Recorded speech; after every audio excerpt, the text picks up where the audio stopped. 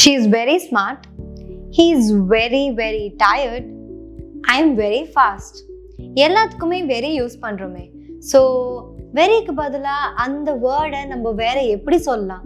ஏன்னா நம்ம very use பண்ண போது நம்ம சென்டென்ஸ் கொஞ்சம் போரிங்காக ரெப்பிட்டேட்டிவாக ஓகேயாக இருக்குது. ஸோ வெரி சம்திங்க்கு நம்ம இன்னைக்கு புது புது வேர்ட்ஸ் கற்றுக்க போகிறோம்.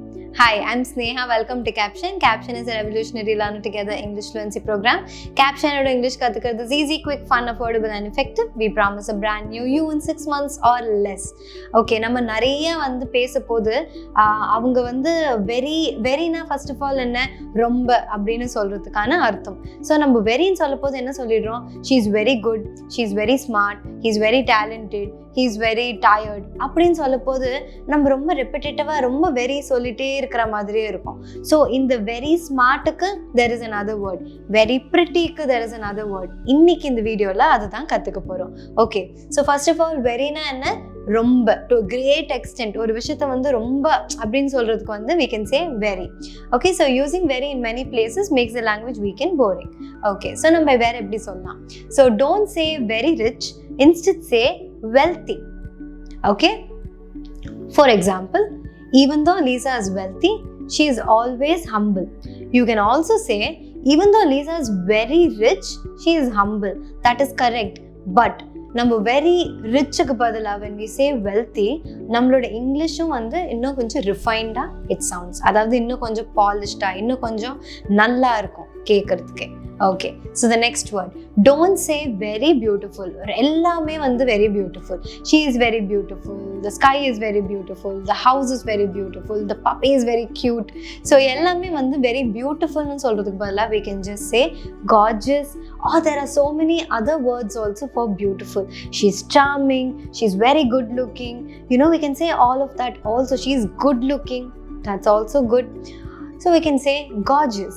So for example, you look gorgeous in that dress. You look very beautiful in the dress. That's correct. But it sounds boring, right? So we'll just say you look gorgeous in that dress. Okay, so the next one, don't say very cold. Like இது வந்து நிறைய வந்து நம்ம சொல்ற விஷயம் இல்லையா? Don't say I'm feeling very cold. I mean, it's correct, and அந்த இடத்துல அந்த குளிர்ல you want to say this, it's completely fine. But you can also use freezing. That's also correct, right? Instead say freezing. So for example, can you please turn off the air conditioner? It's freezing. See how nice it sounds? Okay, நம்ம இன்னும் கொஞ்சம் வார்த்தைகள் கற்றுக்க போகிறோம். அதுக்கு முன்னாடி நான் உங்களுக்கு கேப்ஷன் ஃப்ரீ ட்ரையல் பற்றி சொல்கிறேன். உங்கள் இங்கிலீஷ் ஃப்ளூவன்சி இம்ப்ரூவ் பண்ணி இங்கிலீஷ் நல்லா டெவலப் பண்ணி பேசுகிறதுக்கான எக்ஸலண்ட் பிளாட்ஃபார்ம் இது. ஏன்னா உங்களுக்கு நிறைய ஃபீச்சர்ஸ் இருக்குது. Speaking opportunities, daily micro lessons, live classes, அப்புறம் பர்சனல் கோச் வந்து உங்களுக்கு ரெடியாக இருப்பாங்க to give you customise feedback. And நீங்கள் வந்து மந்த் ஆன் மந்த் நம்ம எவ்வளோ இம்ப்ரூவ் பண்ணியிருக்கோன்றது பார்க்குறதுக்கு you have the monthly fluency tracker. So நீங்கள் இந்த ஃப்ரீ ட்ரையல் ரெஜிஸ்டர் பண்ணுறது எப்படின்னு இந்த வீடியோ எண்ட் வரைக்கும் பாருங்கள். I'll tell you. Okay, so இன்னைக்கு நம்ம இந்த வீடியோவில் வந்து வெரிக்கு பதிலாக வேற எப்படிலாம் வந்து அந்த வார்த்தையை நம்ம ஃபார்ம் பண்ணலான்னு பார்த்துட்டு இருக்கோம். So another example is don't say very good. She is very good at her job. He is very good at sports. அதுக்கு பதிலாக what else can you say? You can say excellent. She is excellent at her work. He is excellent in sports. You know, அந்த வார்த்தை சொல்ல போதே it sounds very nice. நம்ம இங்கிலீஷும் வந்து இன்னும் கொஞ்சம் இம்ப்ரூவ் ஆன மாதிரி இருக்கு. கரெக்டா? So we can just say very good or excellent. These are correct also. Great. So for example, you did an excellent job today. Don't say very empty, instead say desolate. அப்படின்னா என்ன அர்த்தம்? Empty, அதுதான் அர்த்தம். Okay, ரொம்ப empty, அதுதான் அர்த்தம். So for example, the movie theatre went to was desolate. Maybe அந்த படம் இஸ் நாட் ரியலி நைஸ், அதனால யாருமே போகல, தியேட்டர் வந்து எம்டியாக இருந்தது, செம்ம எம்டியாக இருந்தது அப்படின்னு சொல்லுவோம் இல்லையா? அதுக்கு பதிலாக இங்கிலீஷில் when you want to speak and you know sound good, you can say this word instead.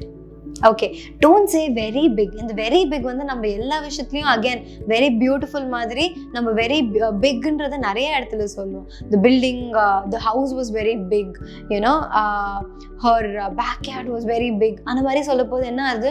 Sounds very repetitive. So அது போல் என்ன சொல்லலாம்? Massive, right? The Statue of Liberty is massive when you see it up close, right? Okay. Very intelligent, again very smart, very intelligent க்கு பதிலா we can also say brainy. That also means very intelligent, very smart. Okay, so there are so many brainy kids in India. Okay, I hope உங்களுக்கு இந்த video பிடிச்சிருக்குன்னு நினைக்கிறேன். உங்களுக்கு பிடிச்சிருந்தனா like, share and subscribe பண்ணுங்க. Capshine free trial நான் எப்படி register பண்ணணும் அப்படின்னு நீங்கள் கேட்டிங்கன்னா capshine.com போங்க, இல்லை Capshine ஆப் டவுன்லோட் பண்ணி இந்த ஃப்ரீ ட்ரையலை நீங்கள் ரெஜிஸ்டர் பண்ணிக்கலாம். இங்கிலீஷ் சூப்பராக பேசுங்க. தேங்க்யூ.